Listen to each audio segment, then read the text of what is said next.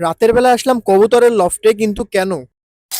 আজকে আমাদের এইখানে অনেক বৃষ্টি হচ্ছে, যার কারণে আমি রুম থেকে বের হতে পারি নাই। যার কারণে কবুতরের লফটে আসতে অনেকটা রাত হয়ে গেছে। রাতে কবুতরের লফটের ভিতরে ঢুকে যেই অবস্থা দেখলাম, তাতে একটু প্রশান্তিই পেলাম। কারণ অন্যান্য দিন মানে অন্যান্য সময় যদি রাতে কবুতরের লফটে আসি তখন অবস্থা পুরাই খারাপ।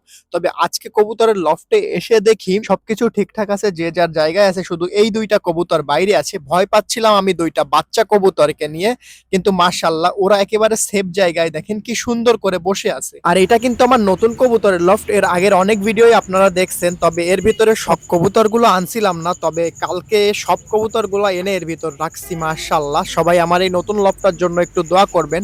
এইদিকে মাশাআল্লাহ একটা ঘুঘু পাখি আছে, একটা অসুস্থ ঘুঘু পাখি আমি আনছিলাম, যেটাও আপনাদেরকে ভিডিওর মাধ্যমে জানাইছি। ও যদি সুস্থ হয় ইনশাল্লাহ ওকে ছেড়ে দেওয়ার চেষ্টা করব। এখন আমি সব কবুতরগুলোকে সুন্দরভাবে আটকে দিয়ে চলে যাব। আর একটা জিনিস, আমার কাছে একটা মাদি আছে চিলা কবুতরের, ওই মাদিটা একদম সেল হবে, এই মাদিটা বিক্রি করে দিব। এই মাদিটা একেবারে 10 পর কমপ্লিট আছে, তবে এখনো ডিম বাচ্চা করে নাই। যারা লং টাইম ডিম বাচ্চা করানোর জন্য মাদি খুঁজতেছেন, হাই ফ্লায়ার চিলা কবুতর, আমার এই মাদিটা দেখতে পারেন, এটা ভালো হবে।